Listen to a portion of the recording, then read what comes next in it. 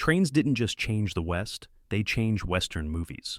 Hollywood's greatest directors turned locomotives into steel monsters that crushed, exploded, and transformed the genre. One sequence took 45 days to film and nearly bankrupted its studio. Another killed 3 stuntmen during filming. These aren't just action scenes. They're the moments that made Western cinema legendary. The Wild Bunch, 1969.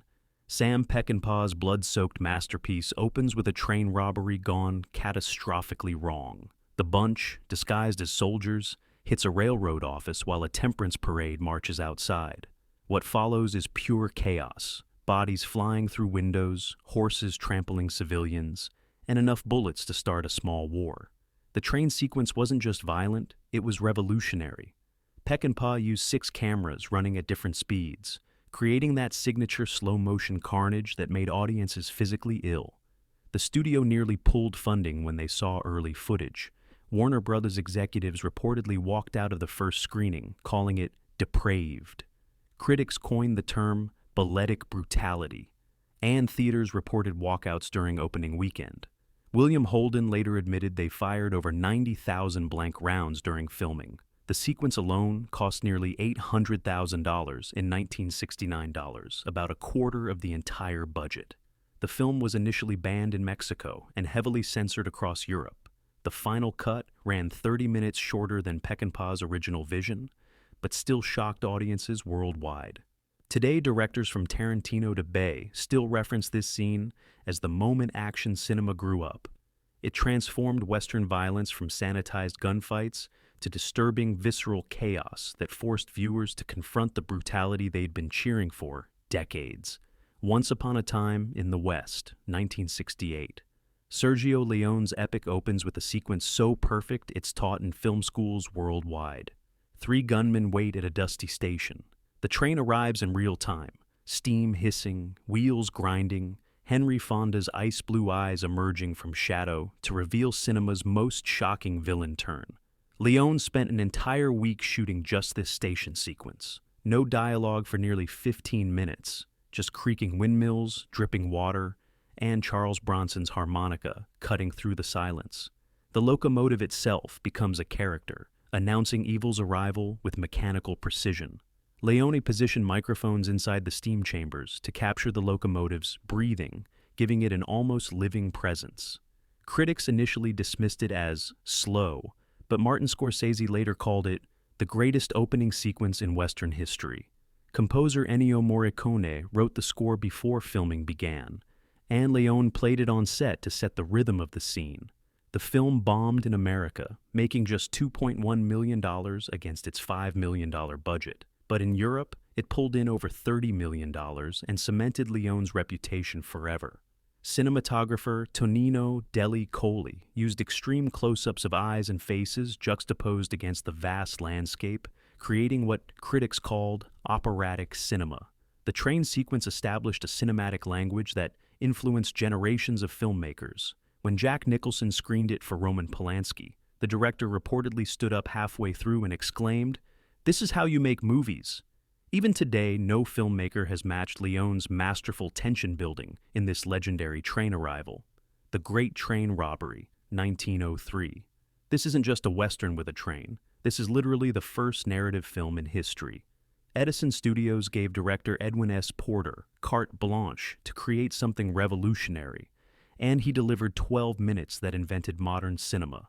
The bandits swing onto the moving train, force the engineer to stop at gunpoint, and dynamite the express car. Every modern action sequence owes its DNA to this moment. Porter invented cross-cutting, location shooting, and narrative editing with this single film. Before this, movies were just static recordings of vaudeville acts or street scenes. Porter showed that film could tell stories. The final shot, a gunman firing directly at the audience, caused viewers to scream and dive under their seats. Theater owners reported people fleeing in terror. The film cost $150 to make and earned over $20,000, making it the first blockbuster in cinema history. Without this train robbery, Hollywood as we know it might not exist. The film used innovative techniques that would become standard. Porter filmed most scenes on location rather than in a studio. He edited scenes out of chronological order to create dramatic tension. He used artificial lighting to enhance visual clarity. Most importantly, he showed that audiences would pay to see a fictional story unfold on screen. The train wasn't just a set piece. It was the vehicle that carried cinema from novelty attraction to narrative art form.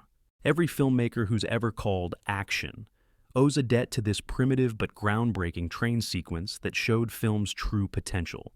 The General, 1926. Buster Keaton risked actual death for this silent masterpiece.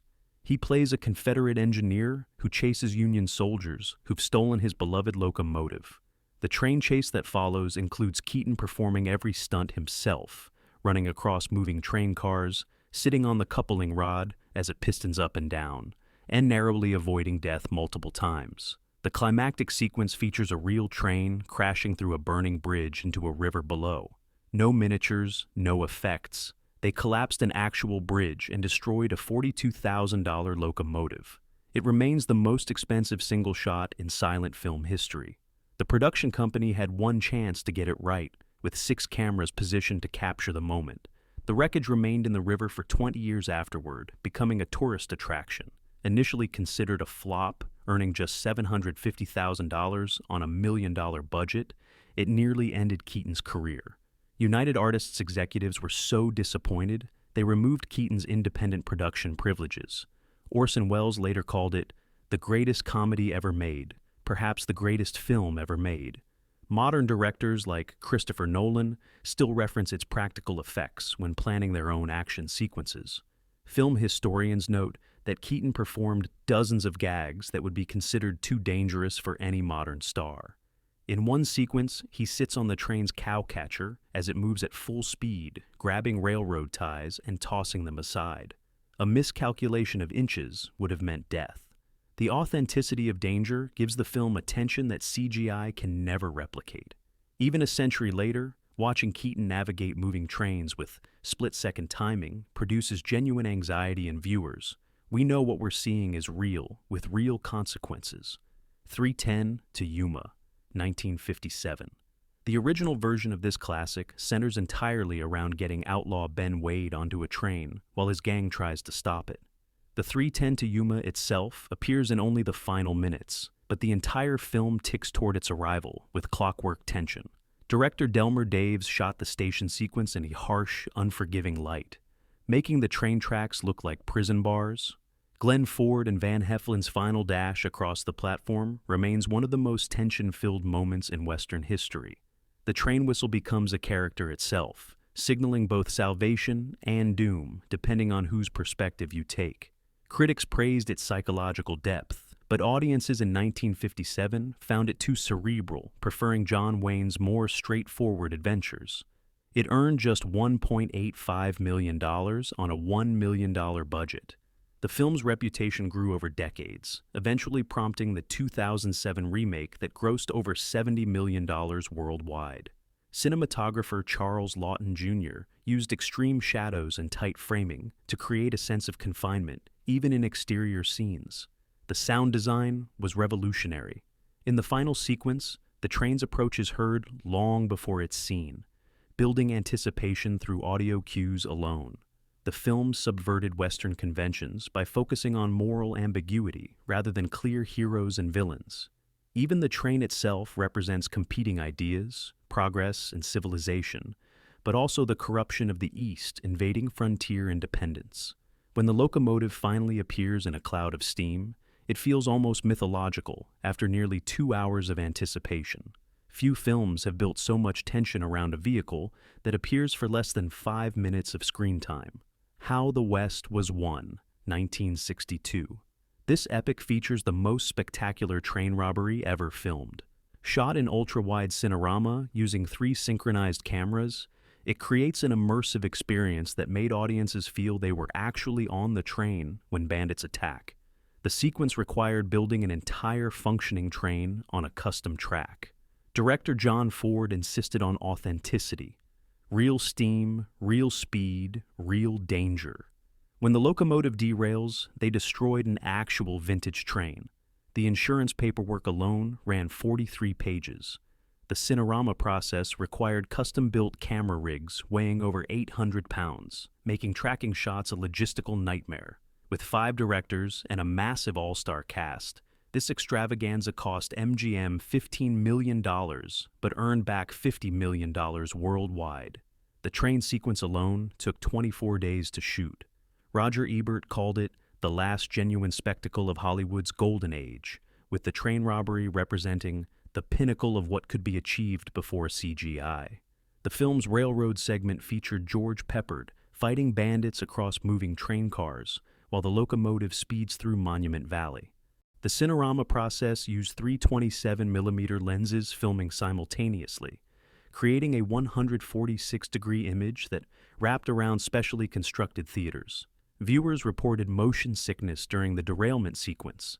The wide-angle image triggered genuine vestibular responses.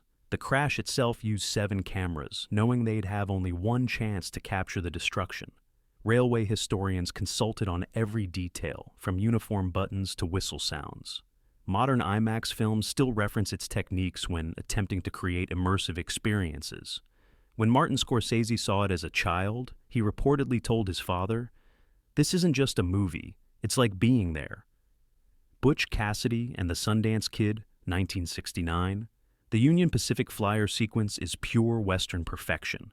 Butch and Sundance hit the same train twice, first successfully, then catastrophically, when the railroad company adds a second locomotive filled with armed guards. Director George Roy Hill shot the explosion practical effects sequence at 96 frames per second, creating that dreamlike slow motion as the railcar disintegrates. The blast was so powerful it knocked over cameras 200 feet away and shattered windows in nearby buildings. The production built a full-sized replica of a Union Pacific Express car specifically to destroy it. Newman and Redford did many of their own stunts on the moving train, including the famous roof-running sequence. The film cost $6 million and brought in $102 million worldwide, making it one of the most profitable westerns ever made. When the American Film Institute ranked the greatest American movies, this train robbery helped push it to number 50 on the list. Conrad Hall's cinematography used filters and natural light to create a sepia-tone nostalgia that transformed the violent sequences into something almost poetic. The script by William Goldman originally featured the train explosion as the climax, but Hill moved it to the middle, creating the film's distinctive 2-act structure. The train itself was historically accurate, a Baldwin 460 locomotive built in the 1890s and maintained for film use. The overhead tracking shot of Butch and Sundance running atop the passenger cars required building a special camera rig that could move alongside the train at matching speed. Studio executives initially hated the sequence, calling it too comedic for a serious Western, not understanding that this tonal shift would redefine the genre. The film's success launched dozens of imitators, none capturing the same magic of watching 2 charismatic outlaws realizing their time was ending as they blow up the future that's coming for them. Bad Day at Black Rock, 1955. This isn't your typical Western. It opens with a diesel streamliner slicing through the desert like an alien spacecraft, bringing one-armed stranger, Spencer Tracy, to a town hiding a terrible secret. Director John Sturges used CinemaScope's wide frame to show the train's intrusion into the isolated landscape. The opening train arrival was shot near Lone Pine, California, using an actual Southern Pacific streamliner. Sturges insisted on filming in the brutal summer heat, with temperatures reaching 120 degrees, giving the film its signature baked, dangerous atmosphere. The locomotive was painted bright yellow specifically for the film, creating a jarring visual contrast with the dusty desert surroundings. Critics recognized its brilliance immediately. It earned $2.1 million on a modest $1.3 million budget. The film was controversial for addressing racism against Japanese Americans, leading to studio pressure to change the story. MGM executives nearly shelved it, fearing backlash, until Spencer Tracy threatened to leave the studio if they didn't release it. Cinematographer William C. Meller used the train to establish the film's visual language, clean, modern lines cutting through the primitive landscape, symbolizing progress confronting entrenched hatred. The train appears only twice, arriving and departing, but bookends the narrative perfectly. Composer André Prévin created a distinctive theme that made the train sound both heroic and threatening simultaneously. Tracy spent weeks practicing one-arm techniques to ensure authenticity, refusing a body double for scenes boarding and exiting the train. The film was among the first Hollywood productions to directly address the internment of Japanese Americans, disguising its social commentary within a thriller framework. When the train finally departs, taking Tracy away from the town he's transformed, the locomotive that initially appeared alien now represents justice and moral clarity returning to the American landscape. The Train, 1964. While technically set in World War II, Franz John Frankenheimer's film is essentially a Western with locomotives instead of horses. Burt Lancaster plays a resistance fighter trying to stop a Nazi officer from stealing France's art treasures by train. Frankenheimer fired the original director and insisted on using real trains for every sequence. The spectacular crashes involved actual full-size locomotives. When one engine smashes through a brick wall, that's a real 250-ton train hitting actual masonry at 60 miles per hour. Railway officials allowed the production to use a section of line scheduled for modernization, giving them unprecedented freedom to stage elaborate crashes. Lancaster, a former circus acrobat, performed his own stunts, including leaping between moving train cars. The film cost $6.7 million, but earned just $3 million on initial release. Critics praised its realism, but audiences found it too bleak. Years later, it's recognized as one of the greatest action films ever made, with Christopher Nolan citing it as a major influence on Dunkirk. Cinematographer Jean Tournier shot in black and white to heighten realism, using handheld cameras inside moving trains decades before this became standard practice. The production used 50 real railway workers as extras to ensure authentic operation. Frankenheimer insisted that no models or miniatures be used. Every explosion, derailment, and crash destroyed actual vintage equipment. Lancaster performed a notorious stunt where he runs alongside a moving train, grabs a ladder, and pulls himself aboard. The actor was 50 years old at the time. The film's railroad consultant quit twice during production, convinced the dangerous stunts would result in fatalities. When the climactic derailment was filmed, local authorities evacuated a half-mile radius, fearing the explosion would be uncontrollable. Modern viewers often assume certain sequences must use visual effects, not believing studios once had the freedom to destroy actual trains for entertainment. Union Pacific, 1939. Cecil B. DeMille's railroad epic features train sequences that define the genre for decades. The film chronicles the race to connect America by rail, culminating in a spectacular Indian attack on the locomotive that required hundreds of extras and stuntmen. DeMille insisted on historical accuracy, using actual vintage locomotives restored specifically for the film. The train crash sequence took 17 days to set up for a shot that lasted 47 seconds on screen. 3 stuntmen were injured when a stunt went wrong, leading to the implementation of new safety protocols for train-based action sequences. The film was a massive hit, earning $3.7 million on a $1 million budget.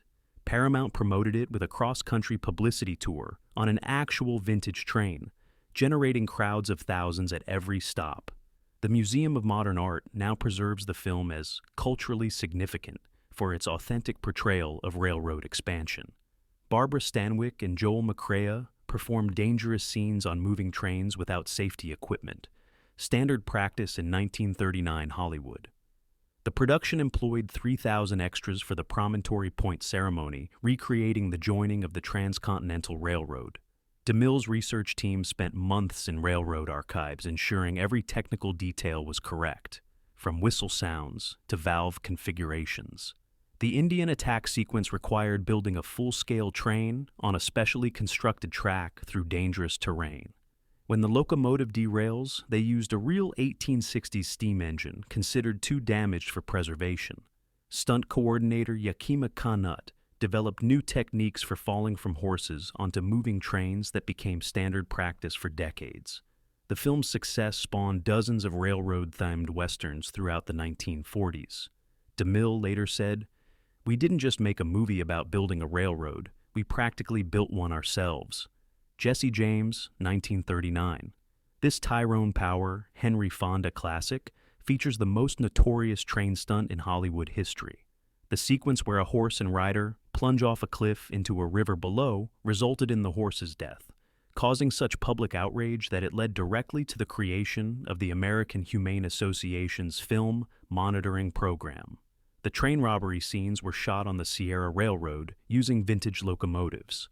Director Henry King insisted on historical accuracy in the mechanical details while taking wild liberties with the actual James Brothers biography. The railroad built special camera platforms attached to the locomotives to capture dynamic tracking shots previously impossible in westerns. The film was a commercial smash, earning $4 million on a $1.8 million budget. Critics called it exciting but historically nonsensical. Despite its controversial production, the American Film Institute ranked it among the top 10 westerns ever made, largely due to its spectacular train sequences.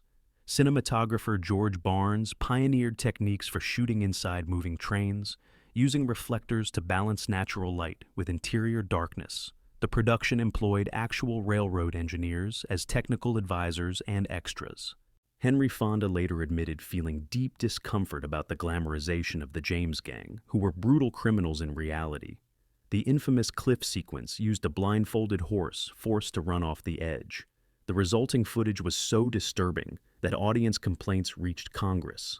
20th Century Fox initially defended the stunt as necessary for realism before public pressure forced studio head Daryl F. Zanuck to implement animal safety rules. The train robbery techniques shown were meticulously researched from historical accounts, including the use of coal oil to blow open safes. The film's combination of technical authenticity and historical revisionism established the template for how Western train robberies would be portrayed for the next 50 years. When Jesse finally confronts a locomotive head-on, it creates the definitive visual metaphor for the outlaw facing unstoppable progress. The Assassination of Jesse James by the Coward Robert Ford, 2007. Roger Deakins' cinematography turns the nighttime train robbery into pure visual poetry. As Jesse James and his gang wait in the woods, the train's headlight cuts through fog like a mythical beast approaching, illuminating masked faces in bursts of light and shadow. Director Andrew Dominik fought with Warner Brothers over the film's deliberate pacing. The train robbery sequence alone runs nearly 8 minutes, using minimal dialogue and focusing instead on anticipation and atmosphere. Deakins used specialized lenses that created a dreamlike vignetting effect at the frame edges, making the sequence feel like a fading memory or daguerreotype come to life. The studio buried the film after test audiences called it too slow, giving it a limited release despite stars Brad Pitt and Casey Affleck. It earned just $15 million against its $30 million budget. Critically acclaimed but commercially ignored, it's now considered one of the greatest revisionist westerns ever made, with the train sequence regularly screened in cinematography classes. The production built a quarter-mile of authentic narrow-gauge track through difficult terrain, specifically for the robbery sequence. The locomotive was constructed as a working replica of an 1870s wood-burning 440 American-type engine. Dominik and Deakins spent 3 nights capturing the robbery, waiting for precise weather conditions to achieve the fog-diffused lighting effect. Nick Cave and Warren Ellis composed a haunting minimalist score that builds tension through subtle percussion, mimicking the rhythm of the approaching train. The sequence deliberately subverts Western conventions by showing the psychological impact of violence rather than glorifying it. Jesse's silhouette walking atop the train cars became the film's iconic image, used in limited promotional materials. Film preservationists have noted the sequence's unique visual quality. Shot on film with natural light sources, it achieves effects digital cinematography still struggles to replicate. Despite commercial failure, it's now required viewing in film schools worldwide, with the train robbery sequence considered a masterclass in visual storytelling. Breakheart Pass, 1975. This unique Western mystery hybrid stars Charles Bronson as a disguised federal agent on a military train, where passengers keep disappearing. The train winds through treacherous mountain passes, while Bronson fights villains on top of moving cars in blizzard conditions.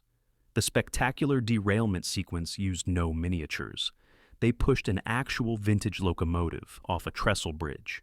Second unit director Yakima Kanut, a legendary stuntman himself, designed action sequences that put actors in genuine danger.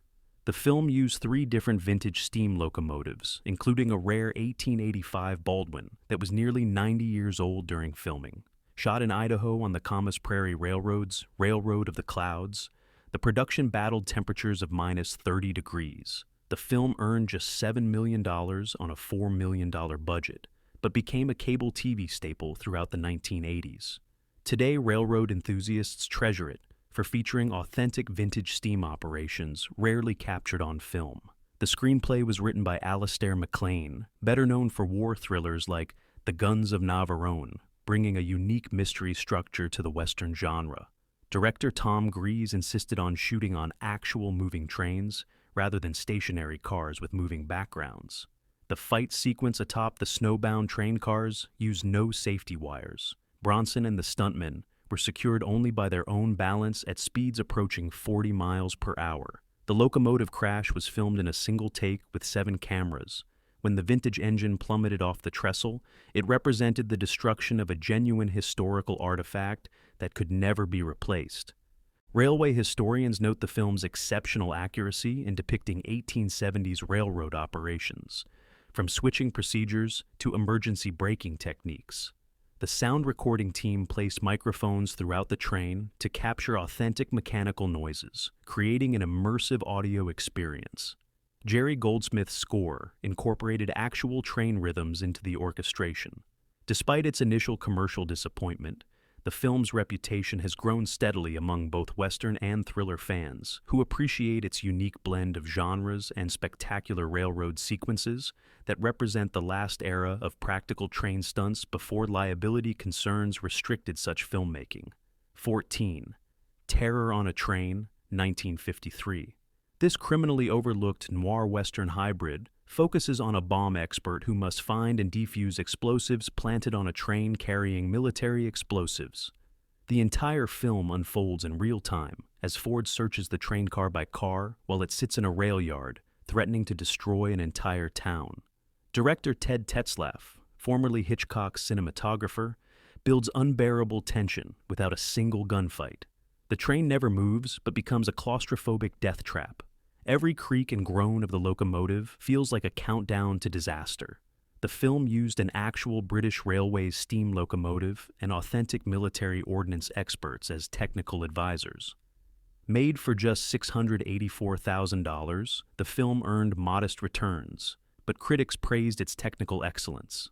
While initially marketed as a thriller, modern viewers recognize it as a Western in disguise, with Ford's character using frontier-style ingenuity rather than technical expertise to save the day.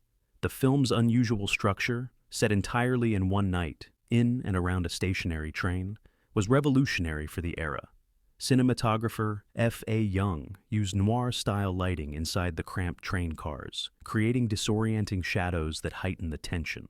The production employed actual British railway workers who maintained period-authentic operations throughout filming. Ford performed his own stunts, including a dangerous sequence crawling beneath a rail car filled with explosives. The film's ticking clock premise was enhanced by showing actual clock faces repeatedly, a technique later adopted by action directors like John Frankenheimer. Railway historians note the accuracy of the switching yard operations shown in background scenes. The screenplay by Alec Koppel used technical railway jargon without explanation, creating an immersive authenticity rarely seen in the era. The film's tight 72-minute running time eliminated all subplots, focusing exclusively on the bomb threat, a narrative efficiency modern thriller directors still study. When viewed today, the film's combination of Western problem-solving with noir visual style and thriller pacing feels remarkably modern, anticipating the genre-blending approach of contemporary filmmakers by decades. 15. Runaway Train, 1985. This modern Western transplants frontier themes to Alaska, where 2 escaped convicts, John Voight and Eric Roberts, find themselves on a locomotive with no brakes, no engineer, and no way to stop.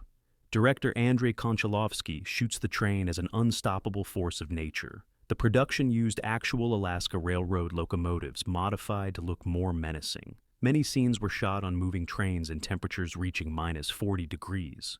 When characters fight atop the train, that's actually Voight and Roberts performing their own stunts at 35 miles per hour in Arctic conditions. The actors suffered genuine frostbite during filming. Initially written by Akira Kurosawa as a samurai story, the script was reworked into a Western framework. The film earned just $7.9 million, but received 3 Oscar nominations. Roger Ebert gave it 4 stars, calling the train sequences more exciting than anything in the Indiana Jones movies.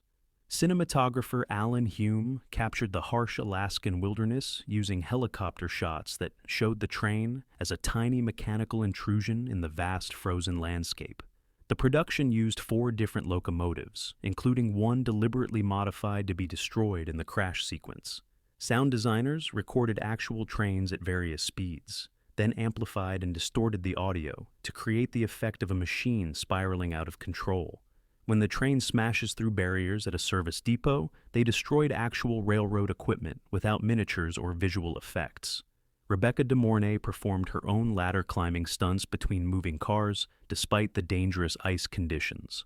The film's existential themes and man-versus-machine conflict drew comparisons to Jack London's Wilderness Stories, transposed to an industrial setting.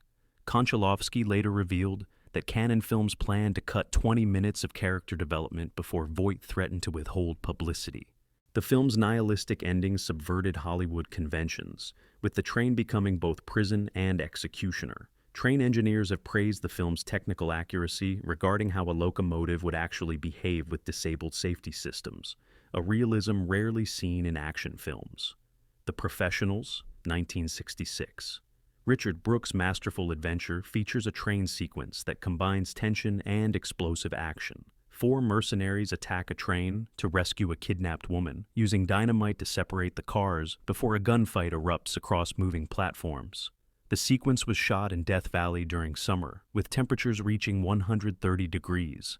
Stars Lee Marvin, Burt Lancaster, and Woody Strode performed their own stunts on the moving train, including leaping between cars. No doubles, no safety equipment. Lancaster, drawing on his circus background, designed several of his own stunts that stunt coordinators initially deemed too dangerous. The film cost Columbia Pictures $3.5 million and earned over $8 million. Critics praised its moral complexity, with the New York Times calling it as tough as a cactus and as sharp as a Bowie knife. The train attack sequence became a template for countless action films that followed. Cinematographer Conrad Hall used revolutionary tracking shots along the train's length, requiring a custom camera car built to run parallel to the locomotive. The production used a vintage steam engine from the 1890s maintained specifically for film work. When the dynamite separates the train cars, the explosion was much larger than planned, genuinely surprising the actors. Their reactions on screen are real. The train sequence was originally scripted as a conventional ambush, but Brooks rewrote it after visiting the location and seeing the dramatic possibilities of the mountain pass. The film's technical advisor was a former Mexican revolutionary who had actually participated in similar train raids, ensuring historical accuracy in tactics and equipment. Claudia Cardinale's fearful reactions during the rescue were authentic. The actress was genuinely uncomfortable with the high-speed stunt work. Sound engineers placed microphones throughout the train to capture authentic mechanical noises, creating a sonic landscape that heightened the action. The film's influence extended beyond westerns. Action directors from Sam Peckinpah to John Woo have cited the train sequence as inspiration for their own work. When the locomotive finally derails, it represented the last major train crash filmed without model work or special effects until the 1990s. The Great Locomotive Chase, 1956. Disney's most ambitious live-action film of the era tells the true story of the Andrews Raid during the Civil War, where Union spies stole a Confederate locomotive and were pursued by its determined conductor on foot, handcar, and eventually another train. Walt Disney insisted on historical accuracy, using authentic 1860s locomotives restored specifically for the film. The chases were filmed on the narrow-gauge Tallulah Falls Railway in Georgia, often on trestles hundreds of feet high, with no safety nets below. Disney personally oversaw the restoration of the vintage locomotives, insisting on period-correct details down to the brass fittings. Fess Parker and Jeffrey Hunter performed dangerous stunts themselves, including running across moving train cars and leaping from locomotive to tender. The film cost $1.3 million and earned modest returns, but has gained appreciation over decades for its authentic depiction of Civil War railroading. Railroad historians consider it the most accurate portrayal of 1860s train operations ever filmed. The production faced numerous challenges filming with vintage equipment. The ancient locomotives frequently broke down, causing costly delays. Director Francis Lyon used innovative camera mounts attached to the moving trains, capturing dynamic angles previously unseen in railroad films.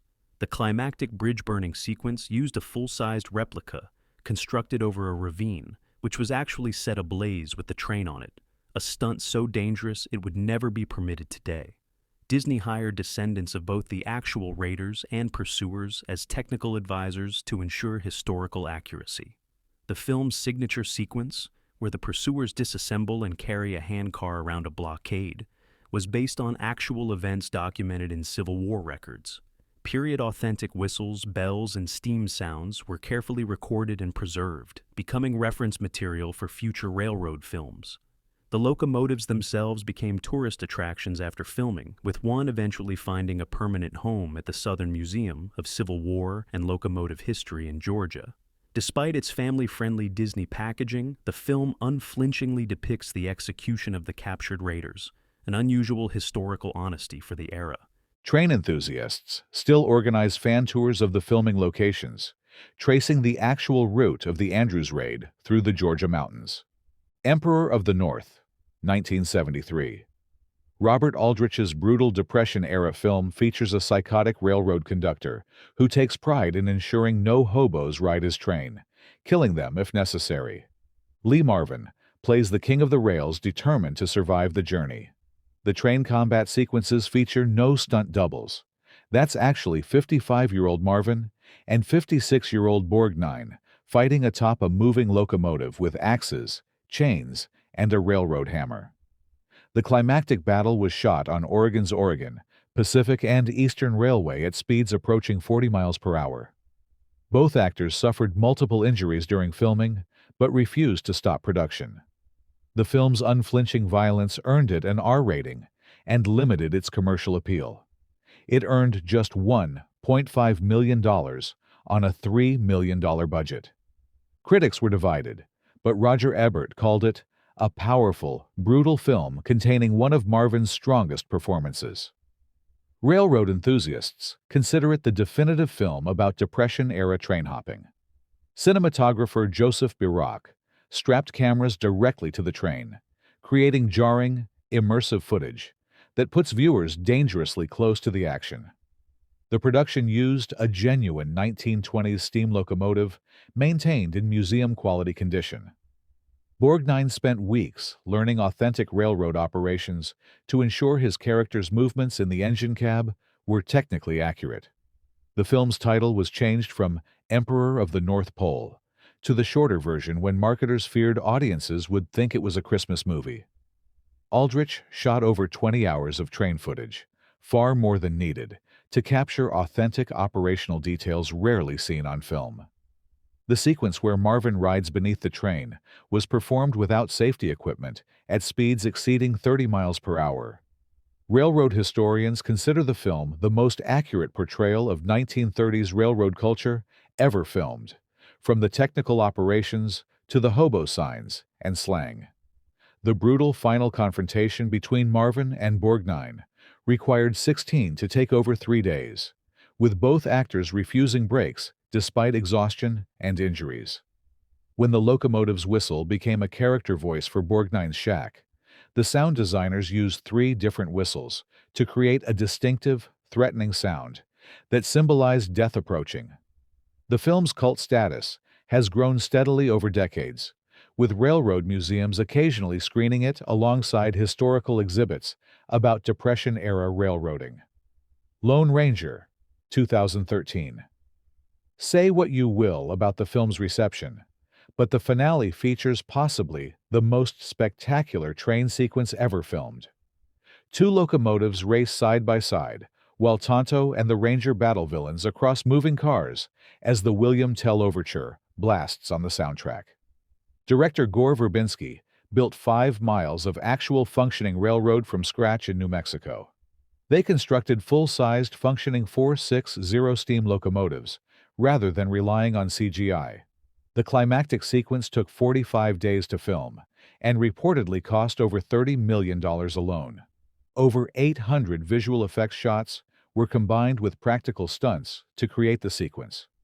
The film was a financial disaster, earning $260 million worldwide against its $215 million budget, plus massive marketing costs. Disney reportedly lost $190 million on the project. Critics savaged it, but even detractors acknowledged the train sequences were extraordinary. Verbinski received a Special Achievement Award from the Railroad Historical Society for his commitment to authentic steam railroading.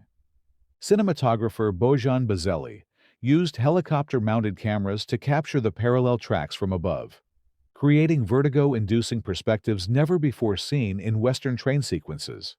The production employed over 100 craftsmen to build the locomotives and rolling stock from scratch when suitable vintage equipment couldn't be found. When the trains navigate the impossible track switch, the stunt required precise timing that took 14 takes to perfect. Armie Hammer and Johnny Depp performed many of their own stunts on the moving trains, despite insurance company objections. The burning trestle sequence combined practical fire effects with real locomotives, a combination so dangerous that remote control systems were installed as backup. Sound designers recorded vintage steam locomotives at various speeds and conditions, building a library of over 2,000 authentic railroad sounds.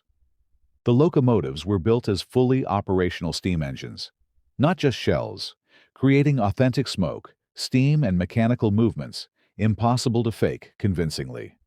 Industrial Light and Magic created digital extensions of the practical sets, seamlessly blending real trains with impossible stunt environments. The climactic crash sequence destroyed one of the custom-built locomotives completely, a $1 million practical effect used for just 7 seconds of screen time. Despite the film's failure, railroad preservationists praised Verbinski's commitment to authenticity, noting that the production created more functioning steam equipment than most railway museums possess. The train sequences set a new standard for practical effects in an era dominated by CGI, influencing later films like Mission Impossible Fallout to return to authentic stunt work. Django Unchained, 2012. Tarantino's brutal Western features a haunting flashback sequence showing Django and other enslaved people being transported by train. Rather than focusing on action, Tarantino uses the train's methodical progress to emphasize the industrial nature of slavery. The sequence was filmed on a functioning heritage railroad using vintage equipment. Tarantino initially planned a much longer train sequence, but cut it down, feeling the emotional impact was stronger with a shorter scene. The stripped-down train cars were historically accurate recreations of how enslaved people were transported. The production's historical advisors ensured every detail, from the shackles to the train's mechanical components, matched 1858 specifications. The film earned $425 million worldwide against its $100 million budget, making it the highest-grossing Western ever made. It won 2 Academy Awards, including Best Original Screenplay. Critics debated its historical accuracy, but railroad historians praised the authentic portrayal of period transportation methods. Cinematographer Robert Richardson used a distinctive yellow filter for the flashback sequence, creating a sickly, jaundiced appearance that contrasted with the vibrant colors of the film's present-day scenes. The train itself was modified from a Virginia and Truckee Railroad locomotive, with bodywork altered to match 1850s designs. The sequence deliberately avoids showing the locomotive itself, focusing instead on the cargo cars, a visual choice emphasizing the dehumanization of the passengers. Sound designer Wiley Stateman created a distinctive mechanical rhythm for the train, that subtly incorporated the sounds of chains and shackles, blending the machine with its human cargo. The train's whistle was pitched to a mournful E minor key, creating a subconscious sense of lament. Jamie Foxx later revealed that filming the sequence was emotionally devastating for the cast, with several actors breaking down between takes. When the train passes through a river crossing, the water spray effect was achieved practically using high-pressure hoses. Tarantino refused CGI additions, even for such minor details. The sequence stands in stark contrast to typical Western train imagery, subverting the genre's traditional association of railroads with progress and civilization. While brief, the scene has become one of the most studied aspects of the film in academic circles, particularly in discussions of how cinema represents historical trauma. Railroad museums have used stills from the sequence in educational exhibits about the dark side of American rail history. Which Western train sequence deserves the top spot? Is it Leone's patient masterpiece, or Keaton risking his life for the perfect shot? Drop your thoughts in the comments.